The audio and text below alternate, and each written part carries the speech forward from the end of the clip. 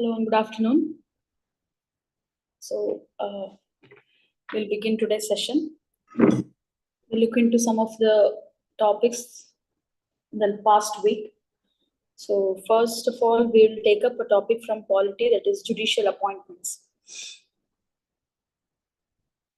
So this is regarding, there is a background regarding this news. Under Supreme Court, especially Himachal Pradesh High Court, there was a case, and there was a Supreme Court ruling recently based on the case involving Himachal Pradesh High Court, how they had selected the judges in the High Court. So it is just throwing a light on what was in the past, how judges are selected in India, and speaking of the current condition, and also what are the cases associated in the past and what is the way forward. That is what we are going to see here. So Supreme Court recently underscored the significance of seniority and effective consultation in appointing High Court judges. Consultation is the word. What does this effective consultation mean? So the word consultation refers to, it is not by one person alone. There shall be a committee. There shall be consulting of the other judges or other members of what we call as collegium. So we had something called as few years back NJAC. The court struck down the constitutionality of NJAC, National Judicial Advisory Council. So ಯಾವ ರೀತಿ judges na select ಮಾಡ್ತಾರೆ ಅಥವಾ choose ಮಾಡ್ತಾರೆ ಅಂತ. So consultation is a very important thing. What do you understand by consultation? That means senior most or the members in the judiciary has to be consulted. Their opinion, their consent is required in order to choose a person as High Court judge. In the case of Supreme Court judge or Supreme Court judges, other judges I'm talking about. So that is the case about. So let's also throw some light in the past, what happened in the past, and we'll see how constitutionally it is relevant for us to know. Possibly this question can be asked in mains because it is little detailed. Illandre constitutionally ಅಥವಾ judges na ಯಾವ ರೀತಿ elect ಮಾಡ್ತಾರೆ, what is the role of president, ಆ ರೀತಿಯಾದಂತ question na prelims ಅಲ್ಲಿ ಕೇಳಬಹುದು. Presidential role in choosing judges or selecting judges, and in mains the overall to critically comment on the consultation process and how the judges are appointed in India, right? So second point is, in a case involving the Himachal Pradesh High Court collegium, the court ruled that a lack of effective consultation in judicial appointments is subject to judicial review. ಇದರ ಅರ್ಥ ಏನು? ಯಾವುದೇ ಒಂದು high court ಇಂಡಿಯಾದಲ್ಲಿ ಅಲ್ಲಿ appoint ಮಾಡುವಂತ judges, any high court in India, when they are undergoing a process of choosing or appointing judges, how well the other judges are consulted, that matters. And if at all it fails, the court fails, or the collegium of the state, collegium antandre a committee which is set up to appoint judges, which consist of various judicial members. So the Supreme Court has given a recent ruling or order saying that if at all a High Court collegium fails in effective consultation, then such appointment can come under judicial review. Right? We have, I think you have heard about judicial review. What is judicial review? Can anyone tell me? Judicial review ಬಗ್ಗೆ constitutional ಇದೆಯಾ ಅಥವಾ ಅದೊಂದು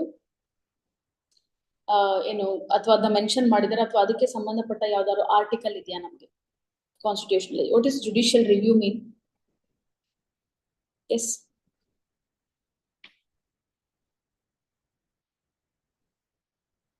So judicial review refers to where the Supreme Court can intervene, right? The Supreme Court can intervene in the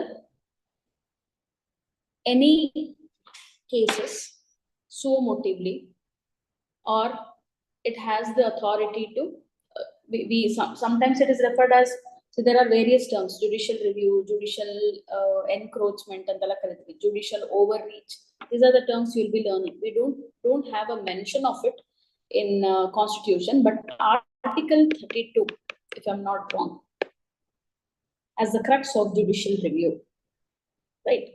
So that is the meaning of the second point. We will see further details later.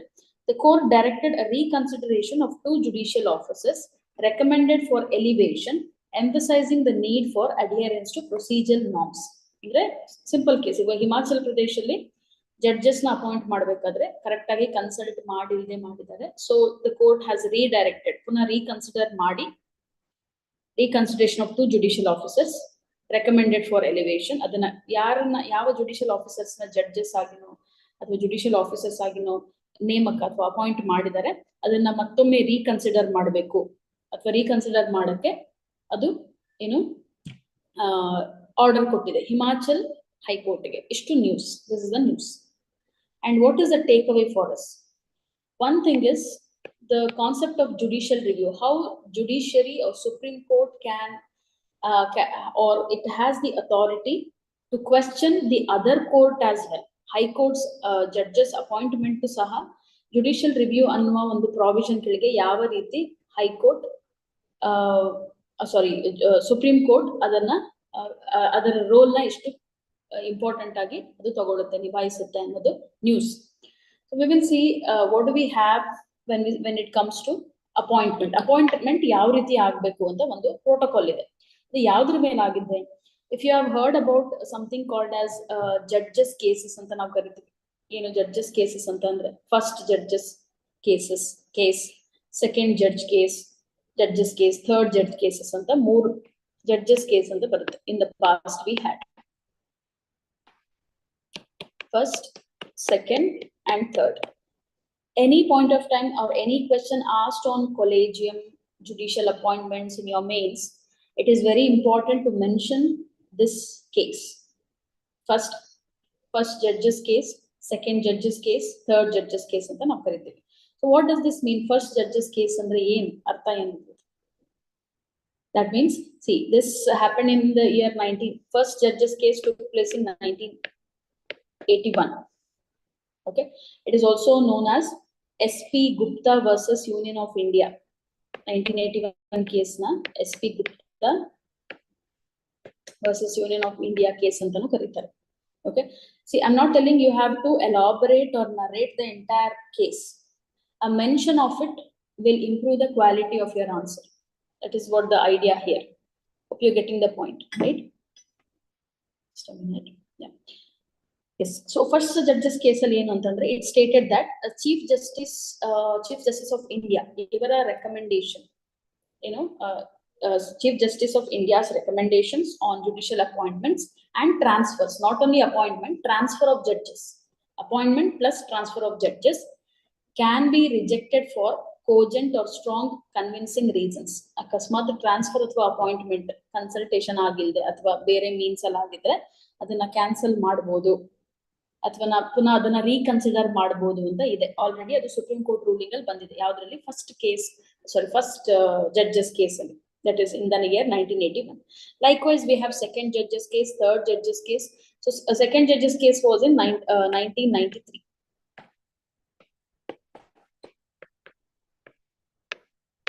1981, 1993, second.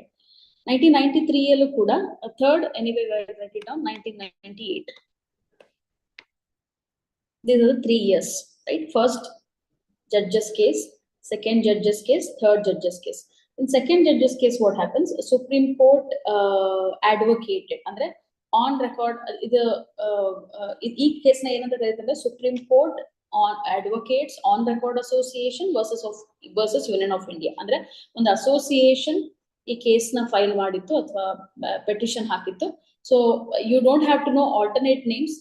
At least ಇಷ್ಟು ಜ್ಞಾಪಕ ಇಟ್ಕೊಂಡು ಸಾಕು. ಅಂದ್ರೆ alternate names ಬದಲು first judges, second judges, third judges ನ mention ಮಾಡಿದೆ ನಿಮ್ಮ answer ಅಲ್ಲಿ ಅಂತ ಅಷ್ಟೇ.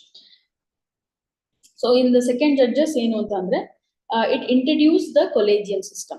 Of all the 3 judges case, second judges is more important. 1993 case yak important andre this is where a system called as collegium was introduced. Keep this in mind.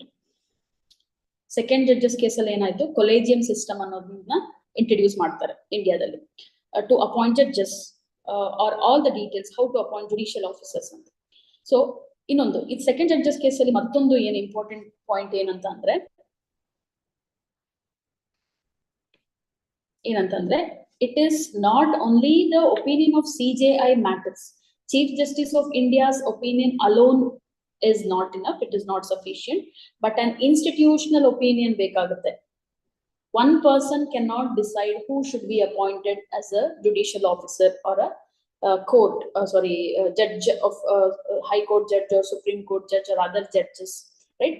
ಈ ಒಂದು appointment ನ ಒಬ್ಬರೇ ಮಾಡಕ್ ಸಾಧ್ಯ ಇಲ್ಲ. there should be a committee, there shall be a committee, what we call as collegium.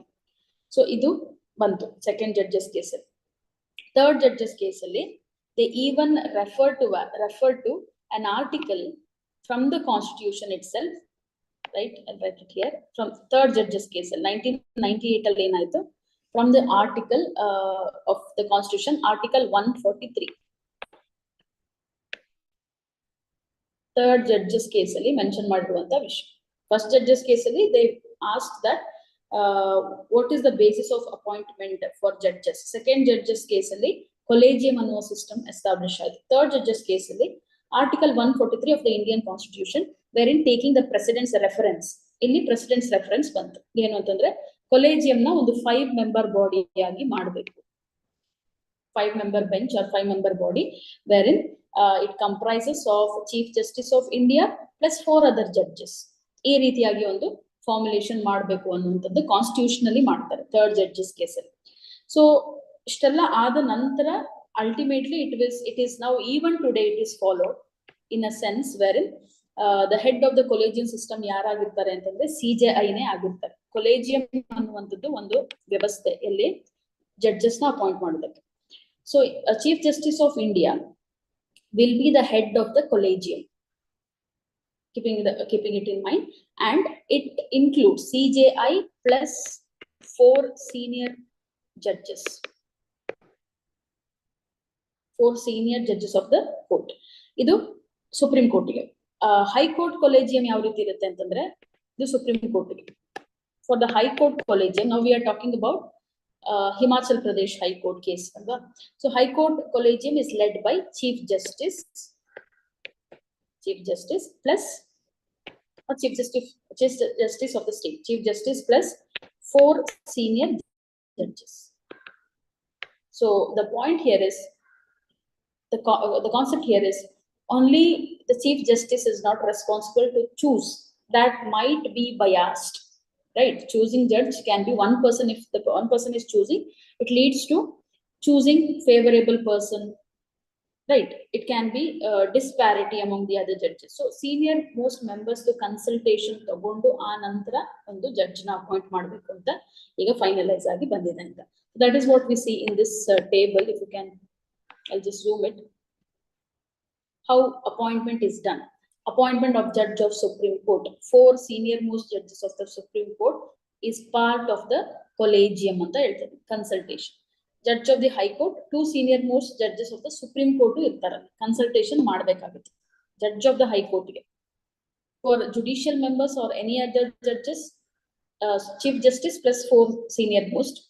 Appointment judge of the High Court itself, it should be 2 senior most judges. Then transfer of judge of High Court. ಒಂದು judge na transfer ಮಾಡಬೇಕು ಅಂದ್ರೆ ಒಂದು High Court ಇಂದ ಮತ್ತೊಂದು High Court ಗೆ 4 senior most judges of the Supreme Court along with judges of the 2 High Courts. Means a committee shall be there. A committee, what we here refer to as collegium, should be there for all this. The case now in Supreme Court regarding Himachal Pradesh is that they failed to take up this consultation. The appointment of judge was ineffective. That is why this is in news. Okay, this is the basic thing. Let's look into the points now. What are the basic points regarding this jurisdiction? So the Supreme Court confirmed its role in reviewing judicial appointment recommendation based on the second and third judges cases. As I have mentioned, ಈ 3 ಕೇಸ್ಗಳು in the past ಅಲ್ಲಿ ನಡೆದಿರುವಂತದ್ದು. ಯಾವ basis ಮೇಲೆ ಈಗ see how Supreme Court can give a view on High Court appointment ಅಂತ ಅಂದಾಗ it has mentioned according to second and third judges cases order. We are interpreting it. Second, it focuses on whether effective consultation occurred, not on the candidate's qualification. The person can be overqualified, accepted, but without consulting senior most judges, this should not go forward. That is the idea of collegium, right? And also Supreme Court has mentioned proper procedure. What is proper procedure here? The Supreme Court Collegium sent the recommendation back to Himachal Pradesh High Court Chief Justice for reconsideration. It is asking for the Chief Justice of Himachal Pradesh to reconsider. ಯಾವ ರೀತಿ appoint ಮಾಡಿದ್ದಾರೆ ಅನ್ನೋದಕ್ಕೆ ಇನ್ನೊಂದ್ಸಲ recheck ಮಾಡಿ ಅಂತ ಕಳಿಸಿದ್ದಾರೆ. The SC ruled that, Supreme Court ruled that Chief Justice cannot make recommendations alone. I just told you now, I'm just briefing it up. Again, ನಾನು ಹೇಳಿದೆ ಅದನ್ನ ಪುನಃ ಓದ್ತಾ ಇದ್ದೀನಿ ಅಷ್ಟೇ. Chief Justice alone cannot make recommendations. A decision must involve collective consultation with the two senior most High Court judges, at least adirbeku. The key takeaway from this case is the ruling emphasizes the importance of following established procedures and maintaining seniority to ensure a fair and transparent judicial appointment process. So it is not giving to some random person, whomever they want. Rather, it is about choosing the right person based on seniority and also consultation. So your task is to look into Article 32 and Article 143. I have mentioned as of now. Adralli enide adra provision enanta nodbeku. Article 32 and Article 143, which is constitutionally relevant here. Hope it is clear. Clear with this? So speaking of this collegium system, as I told you already, it has its own demerits. Collegium anta andaga ನಾವು NJAC ಅಂತ ತಗೊಬಂದು few years back.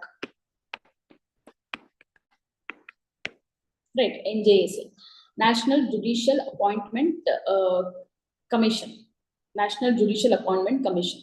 So it was implemented to improve the transparency in the collegium. ಈಗ collegium ಇದೆ ಅಂದ ತಕ್ಷಣ ಅಲ್ಲಿ effective ಆಗಿರುತ್ತೆ, biased ಆಗಿರಲ್ಲ ಅಂತ ಹೇಳಕ್ಕಾಗಲ್ಲ.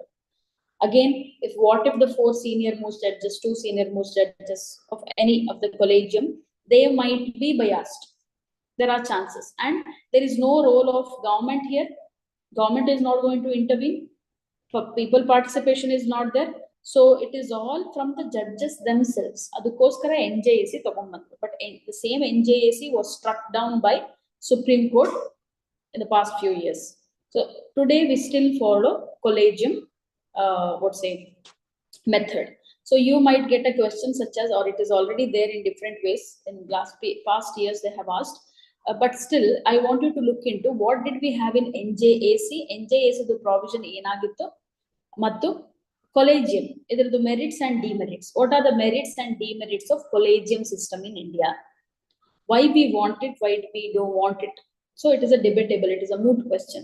That is what you have to look into in this. Clear?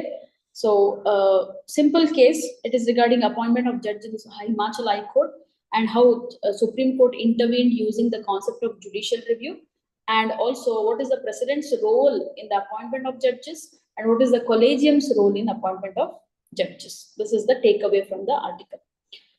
So moving on to the next topic. Recently, insignia ಅಂದ್ರೆ ಒಂದು symbol, flag na launch ಮಾಡಿದ್ದಾರೆ. They have unveiled flag. Supreme Court flag has been, new flag and insignia was unveiled recently by the president. That means this is like a prelims based question and a factual question. Maybe what is written on the flag, or what is the insignia, what is the symbol of Supreme Court ಅಂತ ಕೇಳಿದಾಗ, till now we had, when we speak of Supreme Court, ಈ ಒಂದು image ನಮಗೆ ಜ್ಞಾಪಕ ಬರುತ್ತೆ ಅಷ್ಟೇ. Supreme Court ಅಂದ ತಕ್ಷಣ ಈ ಒಂದು ಬಿಲ್ಡಿಂಗ್ ನಮಗೆ ಜ್ಞಾಪಕ ಬರುತ್ತೆ. Now this is like kind of a logo for us. Right? A logo, an icon, a symbol of Supreme Court. Very simple news, like a prelims-based question we can expect. The President of India recently unveiled the new flag and insignia of the Supreme Court at the two-day National Conference of District Judiciary in New Delhi. Recently, there was a conference held, and in this conference, a new flag for Supreme Court was unveiled. So from now on, when we see this flag, it symbolizes Supreme Court. That is what it means. The newly unveiled flag features symbols significant to India's legal and cultural heritage, including the Ashoka Chakra. Ashoka Chakra the Supreme Court building and the Constitution of India. It is quite blurred, but if you can see, Ashoka Chakra is on top of it. There is Supreme Court's image, and also the Constitution open book is being depicted on the flag, on the blue background. This is what they have unveiled. Maybe it is quite overlooked news, but for awareness, it is very much required. You should be knowing it. Okay, what do we have on Supreme Court's new flag? Ashoka Chakra, Supreme Court building, and Constitution of India. The new Supreme Court flag is in blue in color. The insignia includes the inscription Supreme Court of India, and there is a phrase in Devanagari script, Yato Dharmastatho Jayaha. So the phrase Yato Dharmastatho Jayaha means where there is dharma, there is victory. Iga, for example, when we say inscription ಅಥವಾ phrase ಅಂತಂದಾಗ ಸತ್ಯಮೇವ ಜಯತೆ ಅಂತ ಆ ರೀತಿಯಾಗಿ ಈ insignia ಕೆಳಗೆ ಯಥೋ ಧರ್ಮಸ್ತತೋ ಜಯಃ means where there is dharma, there is victory. It is just a Sanskrit version. I don't think so it has been taken from some Upanishad like what we have here, Satyameva Jayate and all that. This is just written in Sanskrit, or maybe in Sanskrit, which is written in Devanagari script. It reflects the Supreme Court's commitment to justice and righteousness. The new flag and insignia were conceptualized and designed by National Institute of Fashion Technology, NIFT. So, just for an awareness, and what is written, what is the meaning of it, what are the symbols present on the flag of the Supreme Court? That is what. Okay, as part of the polity, we are just learning the Supreme Court judiciary ಬಗ್ಗೆ ಇರೋದ್ರಿಂದ ಇದನ್ನ add ಮಾಡಿರುವಂತದ್ದು. Then, moving on to history. Sanchi Stupa was recently in news, and that is because news is very quite simple, but as a part of history, art and culture, we are learning about it, right? So can you give me some inputs about Sanchi Stupa? Idra ಬಗ್ಗೆ ಏನು ಗೊತ್ತಿದೆ? Again, it is not only about one topic alone, the architecture itself. Can we say the topic is related to Buddhism? Note that most of the weeks, whenever we discuss topics, there will be one or the other topic directly or indirectly related to Buddhism, right? So let's look into the news first and some other details regarding this stupa. So India's External Affairs Minister visited a replica of the East Gate of Sanchi Stupa at Humboldt Forum Museum in Berlin, Germany. So our External Affairs Minister have visited this place wherein there is a replica andre a model of something, that too of an East Gate. There are gates, we are going to see that Toranans ಅಂತ ಕರಿತೀವಿ. We have to learn from art and culture perspective. ಈ names ಗೊತ್ತಿರಬೇಕು. ಮುಂಚೆ ಕೇಳಿದ್ದಾರೆ, state exams ಅಲ್ಲೂ ಕೇಳ್ತಾರೆ, central government exams, other central government exams ಅಲ್ಲೂ ಕೇಳಿದ್ದಾರೆ, including UPSC. So you should be knowing. That's what the bottom line is. You have to know anything and everything possible, all the details about Buddhism. That is what we see in from the past few years of the question papers, what we see. So on the East Gate, east side al iruvanta gate is stupa. Ellide Sanchi Stupa is in? Can anyone tell me where do we have Sanchi Stupa? Which state?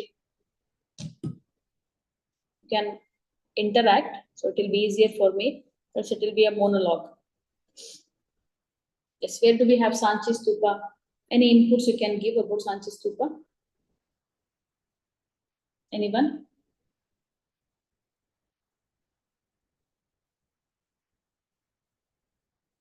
Who built it and all, we'll see.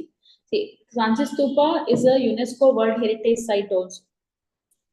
Is a UNESCO site. Yes, Madhya Pradesh. Good. Madhya Pradesh. And it is a UNESCO Heritage Site.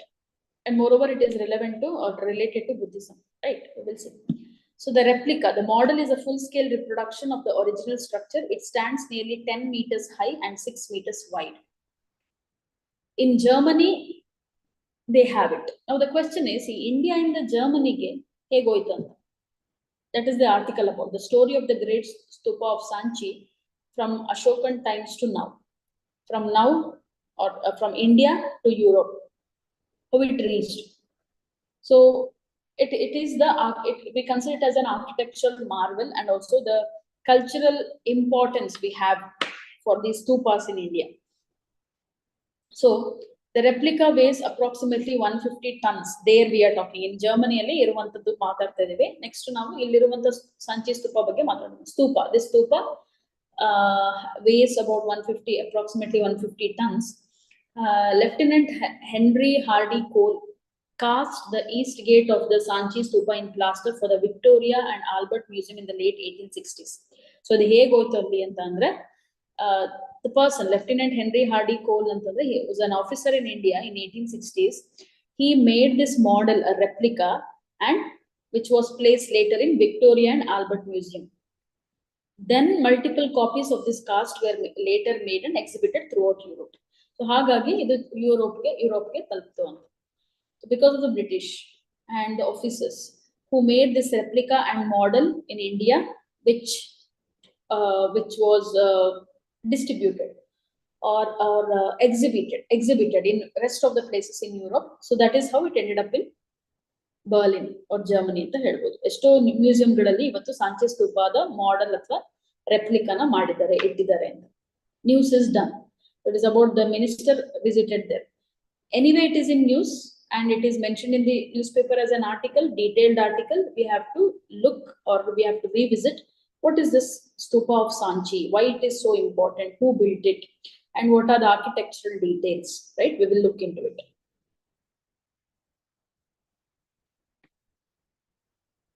So, the stupa, which is in Madhya Pradesh, was built by Ashoka in 3rd century BC. While we are talking about stupa, few questions for you. See, Buddhism alli stupa andre enu? Stupa, chaitya, and we have viharas.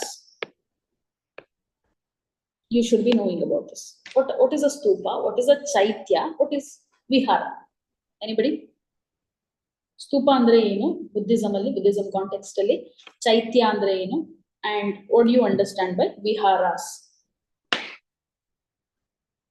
The more you interact and you have questions, the discussion or the class will be productive, because simply a monologue. You can also read these points. There is no trouble. You will also get enough information. The more the inputs come from you, the more productive the class will be.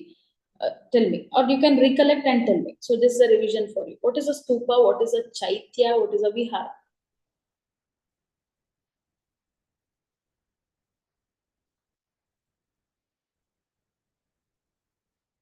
Anybody? Anyone? See, stupa is a mound, right? Stupa is where Buddhist relics are kept. Relics antandre dome anta helbodu. Good. Okay, dome. Chaitya means sacred place. Okay. Whatever you remember, it doesn't matter whether it is right or wrong. You just keep on interacting. The stupa is one place wherein Buddhist relics antandre they are the materials or the things which is used by Buddha or Buddha's disciples or anybody, any other masters in Buddhism. So ಅವರಿಗೆ ಸಂಬಂಧಪಟ್ಟ ಯಾವುದೋ ಒಂದು ವಸ್ತುಗಳು ಏನಾದರೂ ಆಗಿರ್ಬೋದು, ಅದನ್ನ ಇಟ್ಟಿರುವಂತ ಒಂದು ಸ್ಥಳ ಅಂದ್ರೆ which is in memory of, memorial stupa. Chaitya is a prayer hall. Vihara is a monastery. Viharas are monastery. So names, art and culture topics, it is very important. Ancient names ಮತ್ತು ಅದರ ಅರ್ಥಗಳು ಎಷ್ಟು ಸರಿ repeat ಆಗಿದೆ ಅಂತ ನೀವೇ ನೋಡಿ. ವಿಹಾರ, ಚೈತ್ಯ, ಸ್ತೂಪ ಬಗ್ಗೆ ಎಲ್ಲೆಲ್ಲಿ ಕೇಳಿದ್ದಾರೆ ಅಂತ you will know how important it is ಅಂತ. Okay, so you should be knowing about Buddhism in this way. Anyway, we look into details. Sanchi stupa was built by Ashoka in the 3rd century BC. It was built by Ashoka. Okay, the Sanchi complex was supported by the mercantile community of Vidisha. Vidisha ಅನ್ನೋದು ಒಂದು nearby place. It was a nearby town by then, as per the historical records. Vidisha is a town, and it is also said that Ashoka's one of his wives named Devi. Her name was Devi. She took care of this. She supervised the entire complex construction ಅಂತ ಹೇಳ್ತಾರೆ. And mercantile community means they were known for this building of this place. That's the reason the word is mentioned here, Vidisha. So expansion. During the 2nd century BC, Shunga period, that was Shungas, sandstone slabs, a circumambulatory walkway. Circumambulatory means like we say pradakshina anta ಹೇಳ್ತೀವಲ್ಲ, ಪ್ರದಕ್ಷಿಣ ಮಾಡುವಂಥದ್ದು, ಆ ಜಾಗವನ್ನು ಮಾಡಿದ್ದಾರೆ, walkway. That happened in 2nd century BC. And harmika with a chatra were added. We will see what is harmika, what is chatra. These are the words you have to learn. Architectural details it is. So built by, started or initiated by Ashoka, then continued by Shunga, and also there were other rulers, other dynasties who were part of this stupa building. So from the 1st century BC to 2nd century AD, again moving on, 4 stone gateways. So gateways, illi bracket alli nimge illi already kottide. Gateways means toranas, athwa entering space na ನಾವು ತೋರಣ ಅಂತ ಕರಿತೀವಿ. With detailed Buddhist carvings were added. ಈ ತೋರಣಗಳಲ್ಲಿ ಏನಿರುತ್ತೆ ಅಂತಂದ್ರೆ, on these gates, right, we have something called as jatakas or jatakas, however you pronounce. Jatakas anta odidre jatakas, jatakas. So what are these jatakas or jatakas with associated to Buddhism? Have you heard of this word? Eshtond words nimge sigutte ಒಂದು news alli. How what are the words you are coming across? That is very important. What are jatakas which are associated with Buddhism? Stories, moral stories, jatakas. The teachings in the form of stories is jatakas. So idanna carving madidare Sanchi stupadalli, and it was, see, it is very old, right? 2nd century, 3rd century BC. So it was rediscovered during British time. The stupa was in ruins when British officer Henry Taylor discovered in 1818. Then restoration started. Not only that, we can also add, yes, very good, collection of stories of previous birth of Buddha. So previous birth of Buddha anta helidaga, in Buddhism there is a belief that every birth Buddha was in different form anta heltare. So adanna engrave madidare. It has been engraved on the toranas, gateways, entrance. So this was totally ruined. It was destroyed because of natural calamity, disasters, or maybe because of not preserving well. And later in 1818 it was rediscovered and restoration began. So this is the brief history of Sanchi Stupa. Who built it, how it continued, and in order to add one more thing, even Shatavahanas also have added their contribution in Shatavahanas time period. If you know it, you can tell, or you have to look into it. Shatavahanas also built these toranas, gateways, or built madiddu anta ide. It kept on added up. Various dynasties who came after Ashoka, they kept on adding up extra elements to the Sanchi Stupa, which is in Madhya Pradesh. That is the brief detail about Sanchi Stupa. Now we will see the architectural details. Now I mentioned about chatras, harmika, idella andre enu anta. This is in your NCERT, whichever textbook you refer to for your art and culture, adralli clear ಆಗಿ ಕೊಟ್ಟಿದ್ದಾರೆ. But maybe you can consider it as a revision for you, or first time if you are reading, learning. How many times you learn, the better it is, right? So you can see this torana here, west torana, east torana, south torana. What is it? It is about the gates.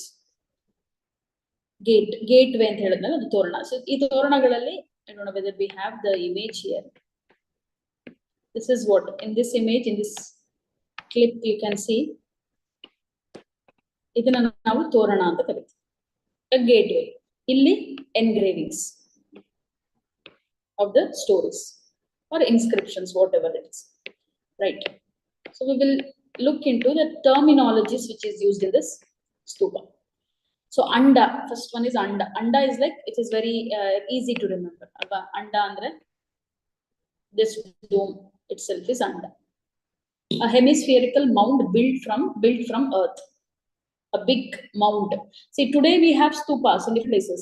Last time I visited was one in Gulbarga. We have one. I don't know if it is Vihara or stupa. I think it is a stupa. It is in Gulbarga. That is there. I think we have one in most of the Buddhist. Some of the places in Karnataka also we do have this dome. Not exactly like the toranas and all that. At least some of the replica, at least a dome shaped a prayer hall of Buddhism. All these places, if you see, it has Buddhist architectural style that we can see in India. Even in Mysore, one we have. It is a prayer hall, I guess. We have one dome-like shape. So that is how it goes. So this is called as Anda because of the spherical shape, the round shape. Then we have Harmika. Harmika is a square railing on top of the mount believed to be the dwelling place of the divine. So this is something like ನಾವು sanctum sanctorum ತರ. It's ತುಂಬಾ sacred ಇದೆ. ಅದು Harmika, a square, a rectangular, a square railing on the top of the mount. Then we have Chhatra. Chhatra ಅಥವಾ ಛತ್ರಿ ಅಂತ ನೀವು ಜ್ಞಾಪಕ ಇಟ್ಕೊಂಡ್ರೆ ಈಸಿಯಾಗಿ. Chhatra is like an umbrella like structure placed on the top of the dome. So the topmost architectural detail here we say is Chhatras, and what holds the Chhatra is Yashti. So Chhatra, Yashti, Harmika, Anda. Okay, so Yashti is a central pillar supported a triple umbrella structure known as Chhatra. Then railing. Then we have railing that is surrounds the stupa, marking the sacred area and separating the holy space from the external environment. So we have a railing around, wherein ಮಧ್ಯದಲ್ಲಿ holy space ಇದೆ, ಅದರ ಸುತ್ತ ಒಂದು gap ಇದೆ, ಅದಕ್ಕೆ railing ಅಂತ ಕರೀತಾರೆ. Then pradakshina pata, that is pradakshine ಜ್ಞಾಪಕ ಇಟ್ಕೋಬಹುದು ನೀವು. Circumambulatory path, a walkway around the stupa allowing devotees to walk clockwise as a form of worship. See, we have this clockwise walking even in Hinduism. When you enter the temple, you do this pradakshina, right? Circumambulatory anta kariತೀವಿ ನಾವು. So circumambulatory anta andre we move in a clockwise direction around the sacred place. So that is called as pradakshina pata, dari anta. Torana, a monumental gateway or entrance structure in Buddhist stupa architecture. Torana andre you can see the gate here. Torana is like entering. So we also put toranas right near the door. That is the same word here, torana. Then Medhi, the base forming the platform on which the main structure of the stupa rests. So ಏನ್ foundation ಇದೆ ಅದನ್ನು ನಾವು ಮೇಧಿ ಅಂತ ಕರಿತೀವಿ. Okay, so first time reading ಆಗಿದ್ರೆ it takes time for you to understand. The more you read, couple of times if you revise, you will get it. So you can creatively read. Okay, I'm going to remember like this. These words I'm going to remember like this. Torana andre, think of a torana. It is a gateway, right? Chatras means like an umbrella which is on the dome. Likewise, you have to learn. Hope it is clear. So today we have this is in news. So that's why we are learning about it. What is in news? Stupa's replica is in Germany. And we are talking about Sanchi Stupa, which is one of the important stupas or one of the important architectural aspect when it comes to Buddhism. And again, the hint is revised Buddhism, topic Buddhism, right? Yes. We'll move on to the next topic. From Indian economy, we'll take one economics topic. Vertical fiscal imbalance. Next topic is vertical fiscal imbalance. Today we have this 16th Finance Commission. There is an expectation from 16th Finance Commission how the imbalance can be eliminated, and especially 6th Finance Commission andaga we talk about state and center relations, how the tax is devolved or receipts are incurred, or how the expenditure is estimated, and how the tax proceeds are collected. All these matters. So what is this word vertical fiscal imbalance? Okay, there is one mistake here. Just vertical fiscal imbalance. Okay. Yes. So we'll see the news first, then we will understand what is the meaning of this. The financial relationship between the union government and states in India exhibits a common feature of federal systems, with states managing 61% of the revenue expenditure by collecting only 38% of the revenue receipts. So states ಏನ್ ಮಾಡುತ್ತೆ, ಎಲ್ಲ expenditure ನು ಅದೇ ನೋಡ್ಕೊಂಡು ಅದಕ್ಕೆ ಸಿಗುವಂತ receipt ಎಷ್ಟು revenue ಸಿಗುತ್ತೆ ಅದಕ್ಕೆ 38%. So ಎಲ್ಲ ಫೆಡರಲ್ ಅಂದ್ರೆ ಈ ಫೆಡರಲ್ ಸಿಸ್ಟಮ್ ಇಂಡಿಯಾದಲ್ಲಿ quasi federal system we have. ಇದೊಂದು ಕಾಮನ್ ಫೀಚರ್ ಎಲ್ಲ ಕಡೆ, because central government is more responsible of course. So state government will be having minimal receipts when compared to central government. That's the idea. 15th Finance Commission report prakara. Now we are into 16th Finance Commission. The previous one, according to that, ಇದೊಂದು imbalance ಇದೆ. Expenditure ಜಾಸ್ತಿ, receive ಮಾಡುವಂತ ಕಮ್ಮಿ. ಖರ್ಚು ಮೋರು ಜಾಸ್ತಿ, receipts ಅಥವಾ what ever we get in back for every state is less. ಇದೊಂದು imbalance ಆಗಿದೆ. So this imbalance highlights a significant discrepancy in the fiscal responsibilities and revenue collection between union and state governments. Idanondu highlight madide 15th Finance Commission ಏನು ಮಾಡಿದೆ, there is an imbalance in expenditure and receipt or revenue that has been mentioned. Now, these are the key points. It one not like a news, it is like an explained article on Hindu. It was there. Very detail agi eno vertical fiscal imbalance andre enu annantadu one article. Heavy reliance on transfers. States depend extensively on transfers from the union government to cover their expenditure due to this imbalance. So adike en ಮಾಡ್ತಾರೆ, states will depend on extensively on transfers from the union government. ಈ expenditure ನ cover ಮಾಡಕ್ಕೆ union government ಕೊಟ್ಟಿರುವಂತ transfer ನ patch up ಮಾಡುತ್ತೆ ಅಂತ. So ಅಂದ್ರೆ basically more expenses less return ಅಂತ. ಅದನ್ನ ಸರಿ ಮಾಡಕ್ಕೆ ಯೂನಿಯನ್ ಗವರ್ಮೆಂಟ್ ಅಲ್ಲಿ ಬರಬೇಕಾದಂತ ಟ್ರಾನ್ಸ್ಫರ್ಸ್ ಗೋಸ್ಕರ ವೇಟ್ ಮಾಡ್ತಾ ಇರುತ್ತೆ. So it can cope up with that, right. So vertical fiscal imbalance ಅಂತಂದ್ರೆ ದಿಸ್ ಸಿಚುವೇಶನ್ ಯಾಕೆ ಈ ಇಂಬ್ಯಾಲೆನ್ಸ್ ಆಗುತ್ತೆ?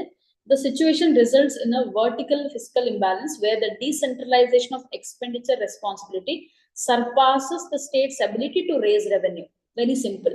What is vertical fiscal imbalance? State will be spending more than collecting revenue or raising revenue. So when the revenue is less, expenditure is more in the state in comparison with the central government. It is called as vertical fiscal imbalance. Keep these two key points in mind: expenditure and what's a revenue, right? So we will see the key features. Ishtu news alittu andre basic points. Let's look into the other details about this vertical fiscal imbalance. So going in detail, vertical fiscal imbalance refers to the in economics. You will be learning well in your classes, of course, but news question anta bandaga, question paper anta bandaga, questions will be asked on the technical terms which was seen in news. You will be learning what is expenditure, what is revenue, what is GDP, what is GNP, the demand, supply, everything will be learned. It is microeconomics ಅಲ್ಲಿ ಕಲ್ತ್ಕೊಳ್ತೀರಾ. Example ಏನು ಮಾಡ್ತಾರೆ, what is in news, right? That will be utilized. And of course, you have already studied about expenditure and revenue. This technical term can be asked. So you should be careful. That is how you pick news when it comes to economics. Of course, you have to read economics survey budget ಎಲ್ಲ ಕಲಿಯಲೇಬೇಕು ಹೇಗಿದ್ರು. ಅದು ಆ ವರ್ಷ ಬಂದಾಗ exam ಬರೆಯೋ ಟೈಮಲ್ಲಿ ಏನ್ latest ಇರುತ್ತೆ ಅದನ್ನ ಓದ್ತೀರಾ, ಕ್ಲಾಸ್ ಅಲ್ಲೂ ಓದ್ತೀರಾ. ಅದು ಬಿಟ್ಟು ಈ ರೀತಿಯಾದಂತ ಟೆಕ್ನಿಕಲ್ ಟರ್ಮ್ಸ್ ನ ಎಷ್ಟೋ ಸಲ ಕೇಳಿದ್ದಾರೆ, ಅಂದ್ರೆ which is mentioned in the article. That matters. Yes. So it refers to the gap. What is this imbalance? It is a gap where states are responsible for majority of expenditure but collect significantly less revenue, making them reliant on transfers from the union government. What I've just explained now, adondu definition formal ide ashte. Hope I presume that you are following, you are understanding. So idralli finance commission role enanta, to tackle this imbalance, what should the finance commission do? What is the role of the finance commission? Yathakoskara finance commission set up ಮಾಡ್ತಾರೆ ಇಂಡಿಯಾದಲ್ಲಿ. Today we have 16th finance commission, right? And it is also constitutional body. Article 280 prakara. Article 280, the president will constitute. What is the crux? What is the idea behind forming a finance commission every once in 4 or 5 years? Every 5 years. I'm sorry, every 5 years. What is the meaning behind this? Can anyone tell me?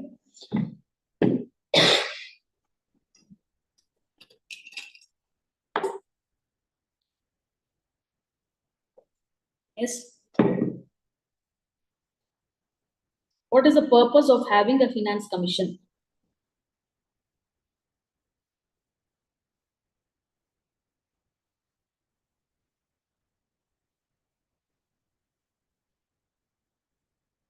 Anyone?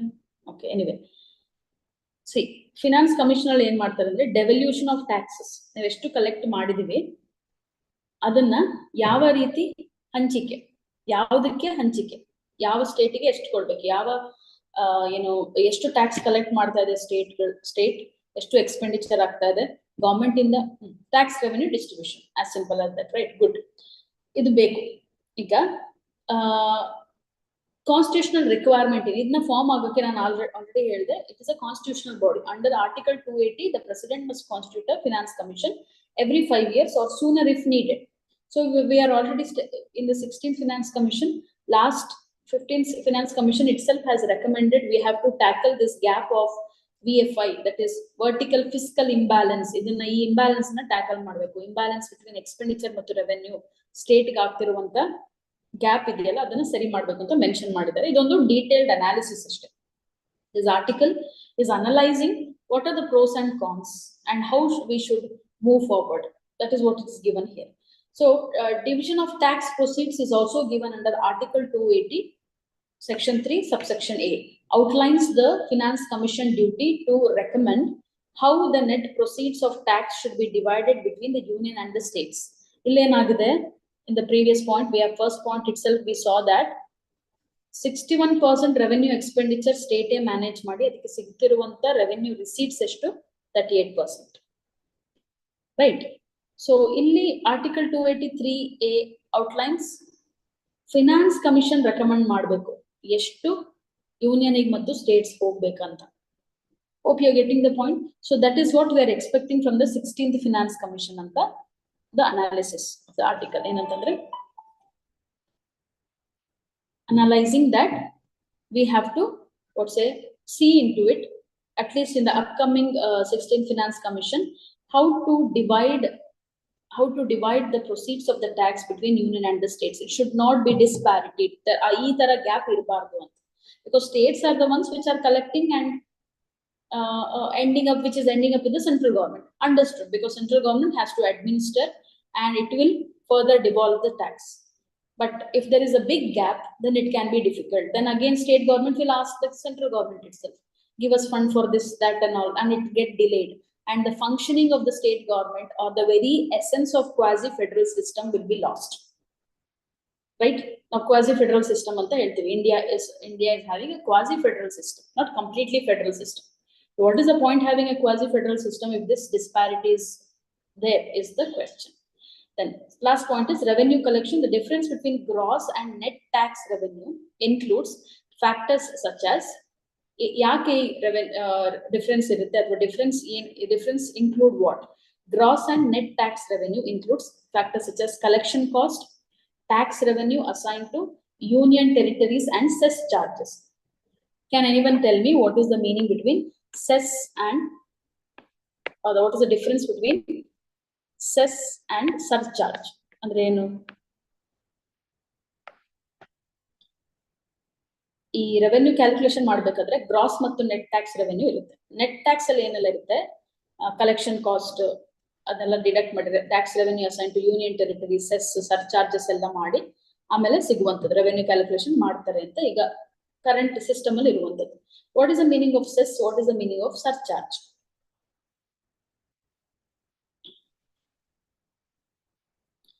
This you might have heard, right? What is cess and what is surcharge in your articles or maybe in class or some in news ಕೇಳಿಬಹುದು.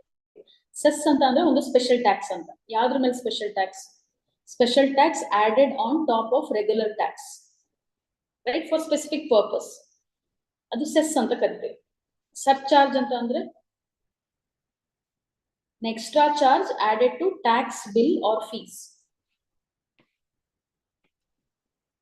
ಒಂದು specific fund ಮೇಲೆ extra charge ನ ಹಾಕಿದ್ರೆ ಅದು cess. Surcharge ಅಂತ ಅಂದ್ರೆ bill ಮೇಲೆ ಎಷ್ಟು last bill ಆಗುತ್ತೆ ಅದ್ರ ಮೇಲೆ ಅಡಿಷನಲ್ ಅಮೌಂಟ್ ಹಾಕಿದ್ರೆ surcharge. So after collecting there will be some tax that is put on the particular amount or a bill, that is called as cess and surcharge. So whatever the government is collecting, whatever the union government is providing to central state government, there will be always a cess and surcharge. ಅದು ಇರುತ್ತೆ, extra ಇರುತ್ತೆ. So after deduction only they'll get some fund, and funds can be delayed. So these are the problems. It can be a mains related question. If you find this article in the newspaper already, have found, have read this, please go through this. It was published on September 6th. Online ಅಲ್ಲಿ ತೆಗೆದಿರುವಂತ clip ಇದು. ನೀವು religiously ನೀವು news paper ಓದ್ತಿದ್ದೀರಾ ಅಂತಂದ್ರೆ ಈ ಒಂದು article you just follow through it. I mean, go through it. and try to understand what is the detailed analysis. Some points can help you in writing mains answers, right? You can go through a detailed analysis of vertical fiscal imbalance. So the takeaway here is the disparity between unions collection and states expenditure, and we are expecting in the 16th Finance Commission to tackle this issue in the future, which is already been mentioned in the 15th Finance Commission recommendations. And again, political or constitutionally add ಮಾಡಬೇಕು ಅಥವಾ refer ಮಾಡಬೇಕು ಅಂತಂದ್ರೆ we have Article 280. Who constitutes a Finance Commission? President. So all these are important. Okay. Yes. So moving on, we have governance topic. Mission Mosam anta recently ಒಂದು project ಅಥವಾ scheme ನ launch ಮಾಡಿದ್ದಾರೆ, and they have allotted 2,000 crore rupees of budget. And what is this Mission Mosam? Mosam, again, we say monsoon or rainfall. And this is much to do with it. So sometimes missions or plans you should be knowing the objective. And you can also use this reference in your answer writing. Climate change tackle madake yenella government initiation tagondide anta andranu baribodu athwa what is Mission Mosam? The detail the points regarding Mission Mosam has to be looked into it. So let's read the news. The Union Cabinet has recently approved Mission Mosam with a budget of rupees 2,000 crore for the next 2 years. Budget approve agide anta news. We will see what is this project all about. This initiative aims to boost India's capacity to predict and manage extreme weather events and address the effects of climate change. So today, from past few years, what we see is when we expect rain, we are not getting rain. When we least expect, we get rain. Or sometimes the extensiveness of the summer, this year what we experienced, 2024 summer, how horrible it was, right? And luckily we are receiving some rain when compared to last 2 years. Last 2 years madane irilla. So ishtondu fluctuation aagtirodrinda, in order to get ready or in order to be prepared for uncertainty, we need some solution for it. ಆ mission ಆ ಪ್ರಾಜೆಕ್ಟ್ಗೆ mission ಮಾಸಮ್ ಅಂತ ಹೆಸರು. ಅದರ ಯಾವ ರೀತಿ ನಾವು ಮಾಡ್ತೀವಿ? How are we getting prepared for this uncertainty? How are we getting ready for it?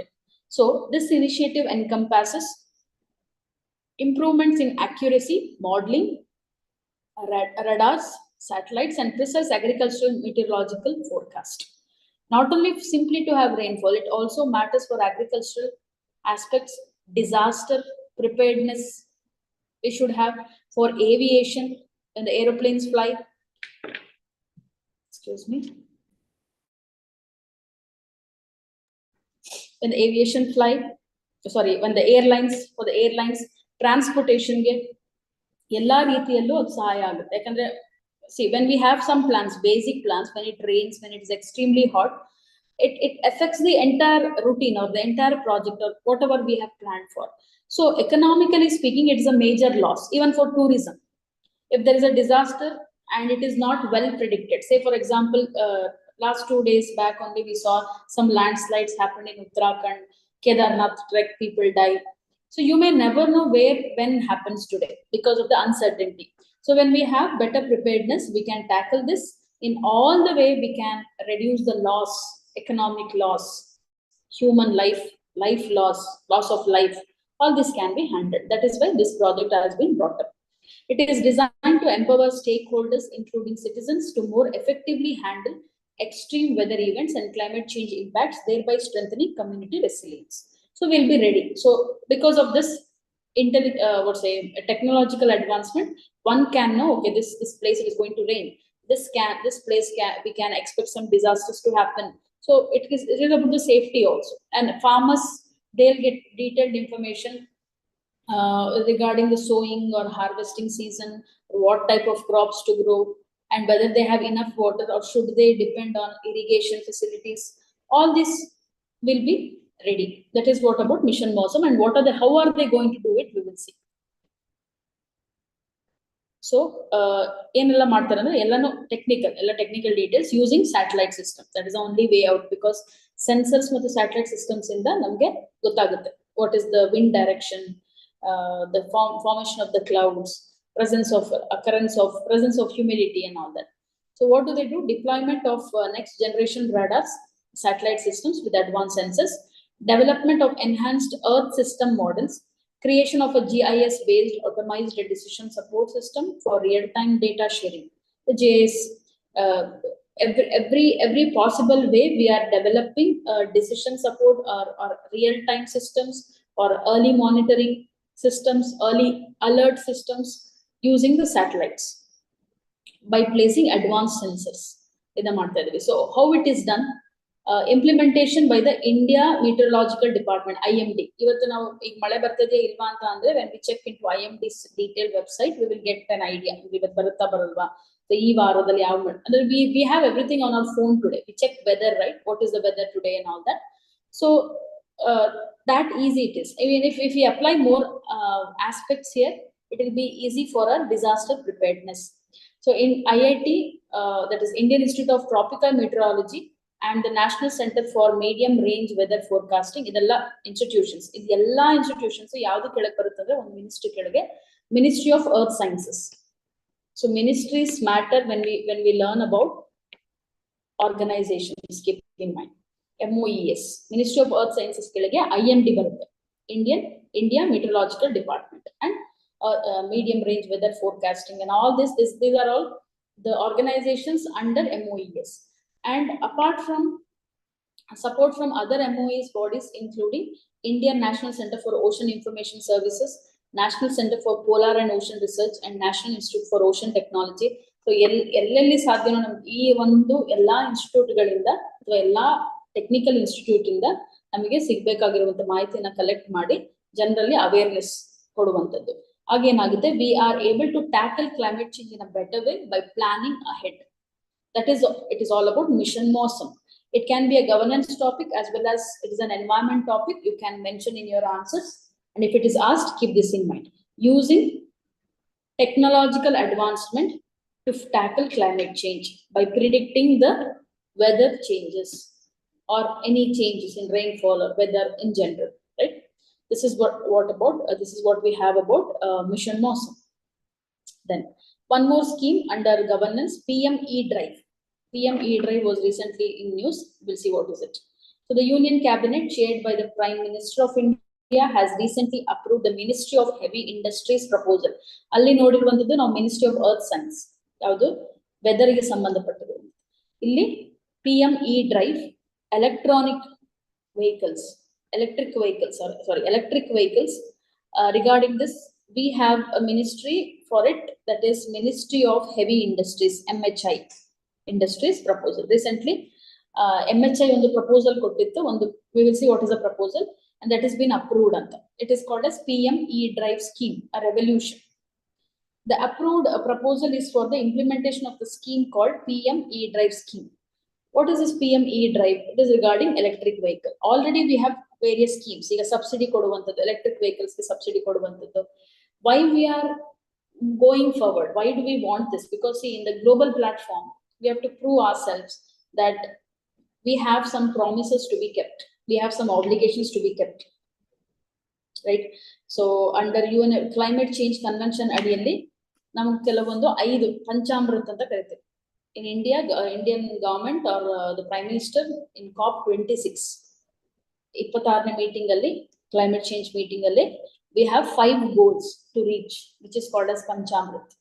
Adralli carbon stock has to be increased. Then we have forest has to be forest regeneration. Then we are switch 50% of the energy in India what we utilize will be based on renewable energy. We are trying to switch to solar. We are trying to switch to electric devices or electric vehicles. This is all because of we have a commitment towards climate change. So it is a governance topic, yet related to tackling climate change anta karibodu. So what are the features of this PM E-Drive?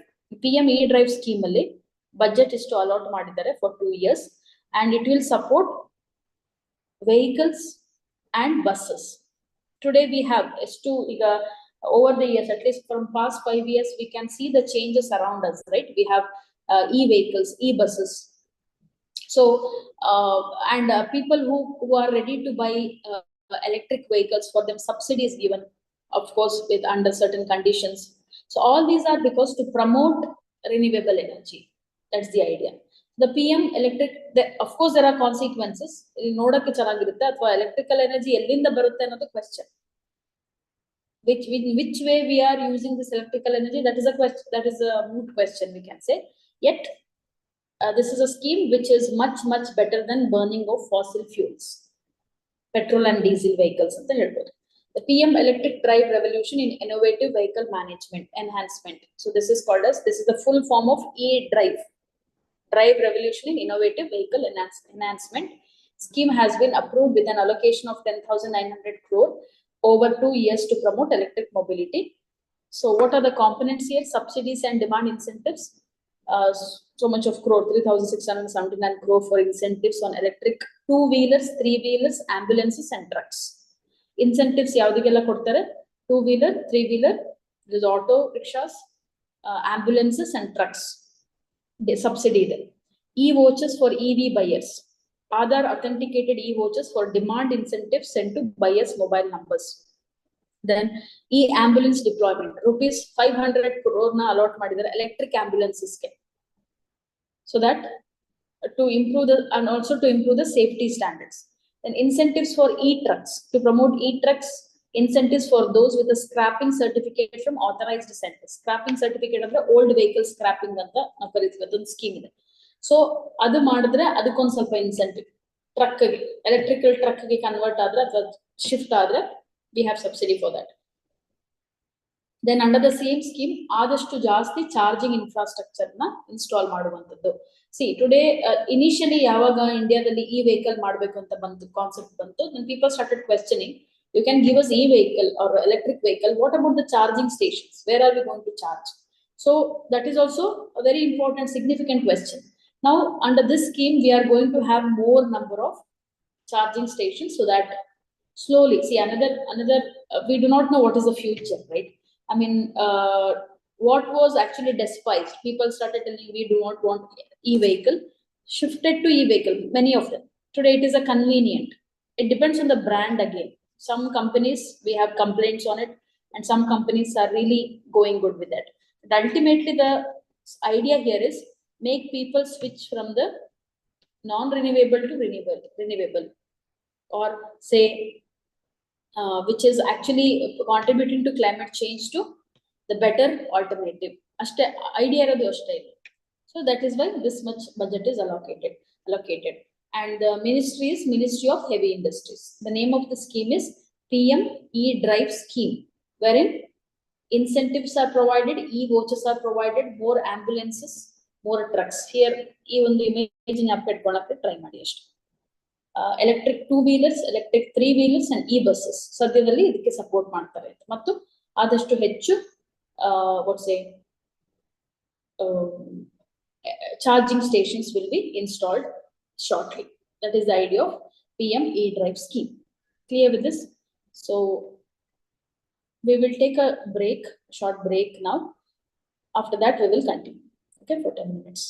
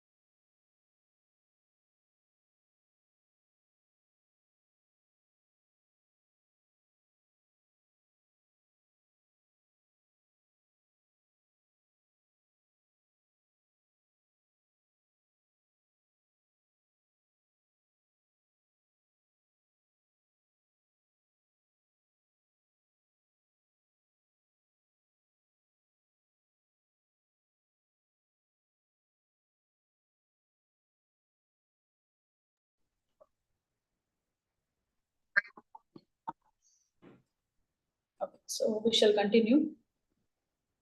Next topic is teal carbon.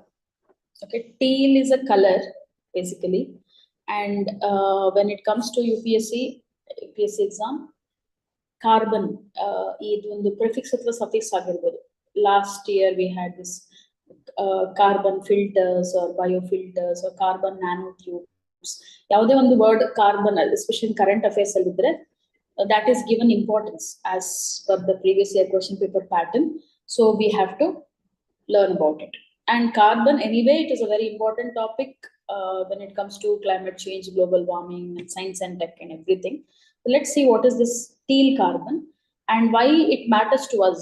I mean, in India, what is happening? What is regarding this region? We will see. So India's first teal carbon study bets on wetlands to address the challenges of climate adaptation and resilience. Teal carbon refers to carbon stored in non-tidal freshwater wetlands, encompassing carbon sequestrated in vegetation. I'll explain this to you. Let's read it. News ಅಲ್ಲಿ ಏನಿದೆ ಅಂತ first ನೋಡಿ, ಆಮೇಲೆ teal carbon ಅಂತ ಹೇಳ್ತೀನಿ. So ಈ ಒಂದು study, India's first study on teal carbon. Teal is like a blue in color, greenish blue in color. Okay, teal ಅನ್ನೋದು ಒಂದು color. Was conducted in Kialadeo National Park in Bharatpur in Rajasthan. So Kialadeo National Park, adondu Ramsar site. Plus it's a wetland, Ramsar site. Plus it is also in Montreux record anta heltidvi ನಾವು. Montreux record ಅಂತಂದ್ರೆ a special list under Ramsar list. Even in the last class we saw that few Ramsar sites were added recently, right? Total it is 85 if I'm not wrong.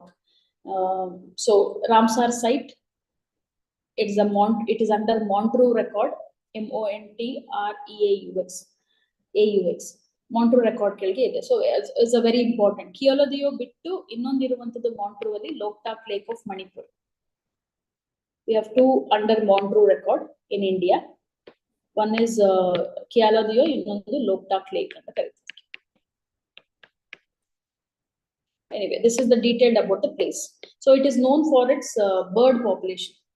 It is known for migratory birds, this region, Kialadeo National Park, right? So the study emphasized the critical role of wetland conservation in addressing climate adaptation and resilience challenges. Ilon study conduct ಮಾಡಿದ್ದಾರೆ ಈ wetland ಮೇಲೆ. So this study has given an idea how to adapt to climate change when we conserve this wetland, which is in Bharatpur. So teal carbon andre, it is a newly introduced concept today. Currently, wherein in environmental science focusing on organic carbon in inland freshwater wetlands. When we say carbon sink anta helidre, which region or any ecosystem which can hold carbon, which can secrete carbon anta kariteve. So we have soil as carbon sink, forest as carbon sink, ocean as carbon sink, right? So likewise, wetlands are also carbon sink. And if at all carbon is stored in fresh water, that too inland freshwater wetlands. Wetlands alliddu adu freshwater wetland agiddu alli organic carbon athwa carbon store agidre. What is storing of carbon?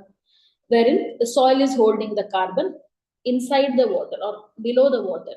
When water is getting dried up, decomposition happens. Decomposition antandre the organic matter broken down by the microorganisms. In decomposition carbon will be released to the atmosphere. I'm presuming that you know what is decomposition and all that. If you have any questions, any queries, please do ask. Okay. So inland freshwater wetlands ಅಲ್ಲಿ ಇರುವಂತ carbon ನಾವು teal carbon ಅಂತ ಕರಿತೀವಿ. So this has involved highlighting how teal carbon ಅನ್ನುವಂಥದ್ದು climate change na mitigate ಮಾಡಕ್ಕೆ help ಮಾಡುತ್ತೆ. How this concept of by studying Bharatpur's Kialadeo National Park wetland, understanding how much of organic carbon is held beneath the water, this will help us to understand how to tackle climate change. So this is the basic regarding news. Let's understand the key points and what is teal carbon in detail. So teal carbon refers to the carbon stored in non-tidal freshwater wetlands. Non-tidal ಅಂದ್ರೆ ಏನು? ಅಥವಾ non-tidal is nothing but inland ಅಂತ ಕರೀತೀವಿ. Inland means which is not subjected to or which is not influenced by ocean. It is not near the coastal region. It is in the mainland. ಆ ರೀತಿ ಅಲ್ಲಿರುವಂತ fresh water ಆಗಿದ್ದು. Brackish ಅಲ್ಲ. What is brackish? Combination of salt and fresh water. It is neither brackish nor marine. It is completely fresh water, which is and here in this region, this carbon holds vegetation, microbial life, microorganisms, and organic matter, dissolved organic matter. ಈ ನೀರೊಳಗೆ ಇರುತ್ತೆ, ಮಣ್ಣಲ್ಲಿ ಇರುತ್ತೆ. ಈ carbon ನಾವು ಟೀಲ್ carbon ಅಂತ ಕರಿತೀವಿ. How does it matter? We know that carbon dioxide is greenhouse gas. If once the water reduces or water gets absorbed or water gets evaporated totally, it becomes dry land, then this carbon will be decomposed and emitted to atmosphere. And such carbon is called as teal carbon. Why there is coloring given, we will see in the next point. These ecosystems are considered more effective at capturing and storing carbon compared to terrestrial forest and can retain more carbon than any other land-based ecosystem ಅಂತ study ಹೇಳುತ್ತೆ. ಏನಂತಂದ್ರೆ forest compare ಮಾಡಿದ್ರೆ wetland ಅಲ್ಲಿ ಇರುವಂತ carbon ಜಾಸ್ತಿ carbon ನ ಹಿಡಿದಿಟ್ಕೊಳ್ಳುವಂತ capacity ಇದೆ ಇದಕ್ಕೆ ಅಂತ ಸ್ಟಡಿ ಹೇಳುತ್ತೆ. It is a terminology based on color that classifies organic carbon according to its roles and location rather than its physical characteristics. Nothing to do with the color here. They have given some color coding. Brown carbon ಅಂದ್ರೆ ಏನು, ಟೀಲ್ carbon ಅಂದ್ರೆ ಏನು, ಆ ರೀತಿಯಾಗಿ ಬೇರೆ ಬೇರೆ colour coding ಕೊಟ್ಟಿದ್ದಾರೆ. So ಅದಕ್ಕೋಸ್ಕರ ಅವ್ರ ಬ್ಲಾಕ್ ಕಾರ್ಬನ್ ಅಂದ್ರೆ ಏನು. So there are different colours we are going to see now. So inland fresh water ಅಲ್ಲಿ ಇರುವಂತ ಕಾರ್ಬನ್ ಆರ್ಗ್ಯಾನಿಕ್ ಮ್ಯಾಟರ್ ನಾವು ಟೀಲ್ ಕಾರ್ಬನ್ ಅಂತ ಕರಿತೀವಿ. We call it as teal carbon. So main sources of teal carbon ಎಲ್ಲಿಂದ ಬರುತ್ತೆ ನಮ್ಗೆ ಇದು? Peatlands, fresh water swamps, natural fresh water marshes. These are the sources. Where do we find teal carbon? In the wetlands. Among the wetlands, what are the specific regions? Peatland, swamps. Swamps, what is the meaning of swamp? Swamp is where the land is inundated, flooded, and the dominant vegetation is trees. ಯಾವ ಜಾಗ, ಯಾವ ಭೂಮಿ ನೀರಿಂದ ಆವೃತಗೊಂಡಿತ್ತು ಅದರಲ್ಲಿ ಮರಗಳಿರುತ್ತೋ ಅದನ್ನ swamp ಅಂತ ಕರೀತಾರೆ. Fresh water ಅಂದ್ರೆ fresh water swamp, salt water ಅಂದ್ರೆ salt water swamp. Okay. Then peatland. What do you understand by peatland? When we speak of peatland, you should be knowing the stages of formation of coal.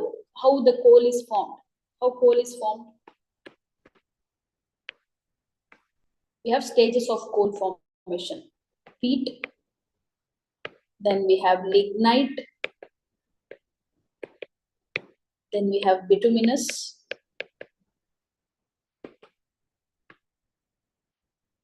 Then we have anthracite.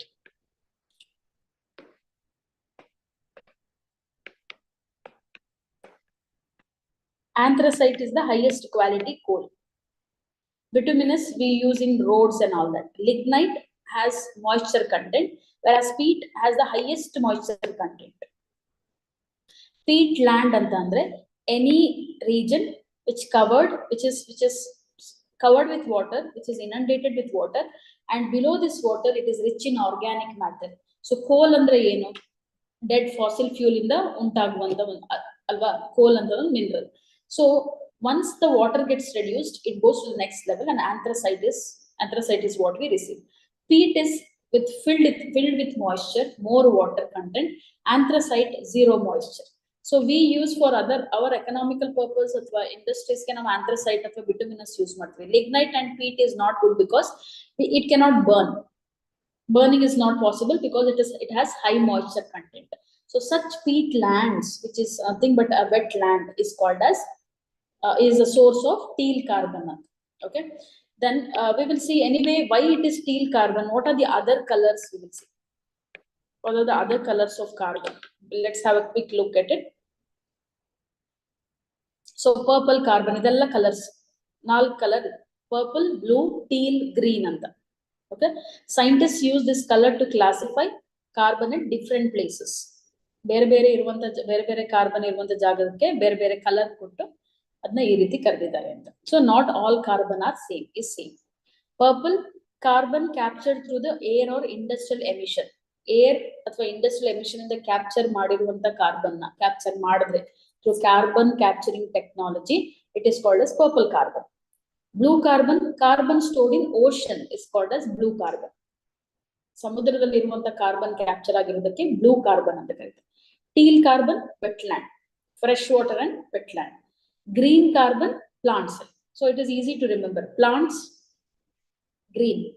Wetland, teal. Teal is this color, light blue color, green tara irutte. Blue, ocean. Purple, industry inda untaguvanta carbon. So here we have some one more set. Black carbon, fossil fuel. Gray carbon, industrial emission, only industrial emission. There we saw air and industry, only industrial emission. Brown carbon, incomplete combustion of organic matter. Andre organic matter na correct agi adu combustion, it has not gone through a combustion. It's like it is not burnt properly. Adna brown carbon anta karithivi. Like which has some moisture, which is not completely burned. Maybe for example firewood anta helbodu now. Then red carbon, carbon released through biological particles on snow and ice that reduce albedo. Snow alli iruvantadna ನಾವು red carbon anta ಕರೀತೀವಿ. So these are the colors. What are the colors? Purple, blue, teal, green, black, gray, brown, red. These are the colors. I'll just brief it up. Purple, air and industrial emission, carbon captured. Adad nanತರ ಸಿಗುವಂತದ್ದು purple. Then we have blue, which is in ocean. Teal, which is in wetland. Green, which is in forest or plants.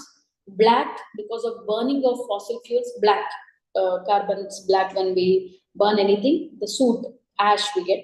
Then gray, released through industrial emissions directly. Then we have brown, which is half burnt or incomplete combustion.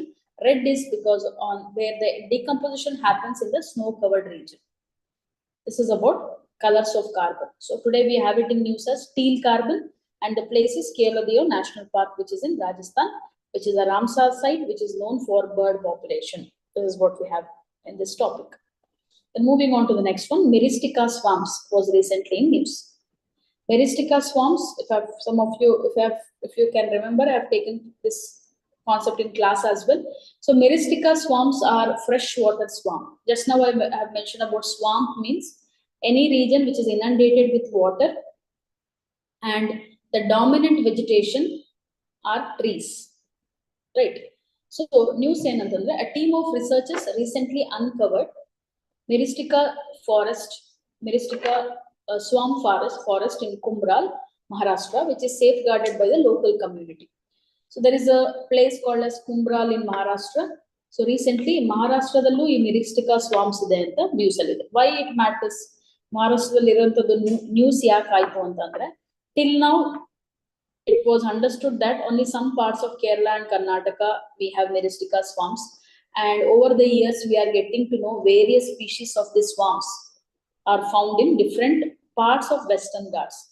Now currently it was found in, or it was uncovered in Maharashtra, and it is very important. Why? Because how mangroves are important, these swamps are important. What is a unique feature of these swamps? These are freshwater swamps. Mangroves are salt tolerant vegetation. ಉಪ್ಪು ನೀರಲ್ಲಿ ಬೆಳೆಯುವಂತ mangrove ಕಾಡುಗಳು ಅಥವಾ ಕಾಂಡ್ಲಾ ಕಾಡುಗಳು ಅಂತ ಹೇಳ್ತೀವಿ ಕನ್ನಡದಲ್ಲಿ. So mangroves are in salt water. Myristica, fresh water. The discovery highlights the crucial role of local communities in preserving rare ecosystem. ಇದು ಯಾಕೆ ಚೆನ್ನಾಗಿ ಪ್ರಿಸರ್ವ್ ಆಗಿದೆ ಅಂತಂದ್ರೆ, ಇಲ್ಲಿ we have few people, I mean, who are associated here, who are taking care of this, some tribal people who are taking care of this Myristica swamp, right? So with this finding, Kumbral became the second village in Maharashtra to host a Myristica swamp forest after Hevale Bambarde in Sindhudurg. Sindhudurg is also in Maharashtra. So Maharashtra-dalli ಎರಡು ಜಾಗದಲ್ಲಿ Myristica swamps ಅಂತ ಕಂಡು ಬಂದಿದೆ ಅಂತ news ಅಲ್ಲಿ. What are Myristica swamps? We will see now how they are unique and how are they different. So this is how it looks like. You can see the roots, it looks like mangroves, right? Uprooted, it is outside. But difference is they are in fresh water, especially in the tropical forest, damp, wet, moist forest. So Myristica swamp forest belong to Myristaceae family and are home to an endangered plant species primarily found in Karnataka and Kerala. ಇಲ್ಲಿ ತನಕ ಕರ್ನಾಟಕ ಕೇರಳದಲ್ಲಿ ಅಂದ್ರೆ predominantly found in Karnataka and Kerala. Some studies also say that now we saw this in Maharashtra as well. Now ಈಗ Maharashtra, Karnataka, Kerala ಮೂರು ಆಯ್ತು. Few years back it is also found that in Meghalaya also we have some species. ಮೇಘಾಲಯದಲ್ಲಿ ಕೂಡ ಮೆರಿಸ್ಟಿಕಾ swamp ಇದೆ ಅಂತ ಇದೆ studies ಹೇಳುತ್ತೆ. So these forests play a crucial role in the ecosystem, providing food for various wildlife, including threatened hornbill birds. Hornbills, not only hornbills, various species are dependent on this Meristica swamps. Okay, they thrive in a swampy, wet forest area in tropical regions with a high humidity and waterlogged soil. ಯಾವ ಜಾಗದಲ್ಲಿ ಈಗ ಈ streams ಹರಿತಾ ಇರುತ್ತೋ, wherever there are streams inside the tropical forest, completely wet, damp, ಈ ಜಾಗದಲ್ಲಿ ಮೆರಿಸ್ಟಿಕಾ ಸ್ವಾಂಪ್ಸ್ ನಾವು ನೋಡಬಹುದು. You can see there a small stream flows, rivers, not bigger rivers, smaller streams flow. There we have this Meristica swamps, completely high humidity ಇರುವಂತ ಜಾಗ. So Meristica swamps are typically found along river banks. ಎಲ್ಲಿ ನೀರ್ ಜಾಸ್ತಿ ಇರುತ್ತೋ ಅಲ್ಲಿ ಮಾತ್ರ ಬೆಳೀತದೆ. Where they act as natural sponges, retaining water and ensuring year-round water availability. ಅಂದ್ರೆ ಅದು ಇರೋದ್ರಿಂದ ಏನಾಗ್ತದೆ, ಅದು ಮಾಯಿಶ್ಚರ್ ನ ಹೀರ್ಕೊಳ್ಳುತ್ತೆ, ಮಾಯಿಶ್ಚರ್ ನ ಹಿಡಿದಿಟ್ಕೊಳ್ಳುತ್ತೆ. ಮತ್ತು wherever they are there is throughout the year there is enough water flowing there. Okay, in Maharashtra the local community has actively protected this forest due to their sacred connection with Lord Shiva, who is worshipped locally as Bhalandeshwar anta. So ಈ Meristica swamps ಅವ್ರಿಗೆ sacred, ಒಂಥರ sacred grove ತರ, sacred place. So that is how the local community in Maharashtra they have protected. Likewise we have in Karnataka also. Karnatakadalli what say we have in Kottigehara anta keltiralva, Chikmagalur. It is in Chikmagalur. Kottigehara dancing frog anta ide. Kottigeharadallu andre Chikmagalur ಈ western Ghats ಜಾಗದಲ್ಲಿ ನಾವು ಮೆರಿಸ್ಟಿಕಾ ಸ್ವಾಂಪ್ಸ್ ನೋಡಬಹುದು. ಉತ್ತರ ಕನ್ನಡದಲ್ಲಿ ನೋಡಬಹುದು, ಕಾರವಾರ, ದಾಂಡೇಲಿ ಈ ಜಾಗದಲ್ಲಿ ಮೆರಿಸ್ಟಿಕಾ swamp forest ಇದೆ. ಕರ್ನಾಟಕದಲ್ಲಿ, ಕೇರಳದಲ್ಲಿ one unique species from this region is Meristica swamp tree frog. So this is tree frog. What you can see on trees, they live on trees, on Meristica trees. So that's why they're called as Meristica tree frog. And this one what you see is this is a dancing frog. Dancing frog antandre they do not literally dance, they use their limb, they lift their limb as if it looks like dancing. You might have watched in some documentaries, photos and all that, dancing frogs, right? We have it in Western Ghats. And Meristica swamp forest are the regions. And some of the examples here which has only been found in few areas of Shendurne and Peppara wildlife sanctuaries in Kerala. So Western Ghats is the place for Meristica swamp forest. They act as source of recharging groundwater. They support biodiversity. They allow the flow of river water, and also they can be sacred places for community. So n number of significance or important aspects are there associated with Meristica. That's why it was in news, and the study says it is also in Maharashtra recently. That is the news about. So this is an important topic, keep in mind. Know the difference between mangrove and Meristica. Okay, Meristicas are fresh water swamps. Moving on to the next under ecology, only one more topic. Micania micrantha ಅನ್ನುವಂಥದ್ದು ಒಂದು invasive species, ಆಕ್ರಮಣಕಾರಿ. Invasive species means we know an exotic species end up in a particular place and they multiply and proliferate and take over the space. It's called as invasive species. So this Micania micrantha was recently seen in news. Karnatakaದಲ್ಲಿ ಇರುವಂತ Bhadra tiger reserve ಅಲ್ಲಿ. So it is spreading across. So let's read it. The weed, it is a invasive plant. The weed Micania micrantha is rapidly spreading in the Bhadra Tiger Reserve, which is in Karnataka. Its spread is posing a threat to reserve's biodiversity. Bhadra Tiger Reserve ಅಲ್ಲಿ ಇದೆಲ್ಲ take over ಮಾಡ್ತಿರೋದ್ರಿಂದ ಈ ರೀತಿಯಾಗಿ it's all over inside the protected area.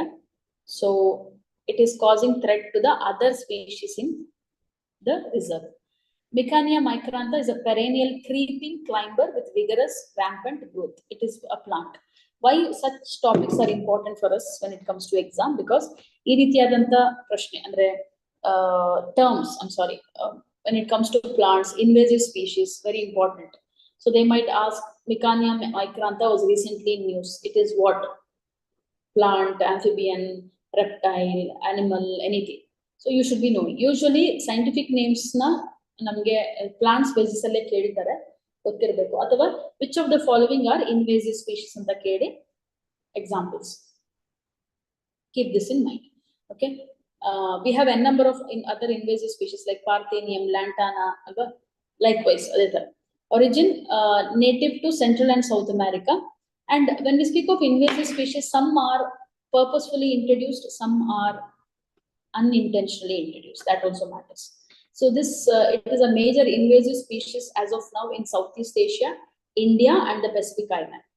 In India 1940 introduced ಮಾಡ್ತಾರೆ. ಯಾಕೆ ಅಂತಂದ್ರೆ as a ground cover in tea plantations.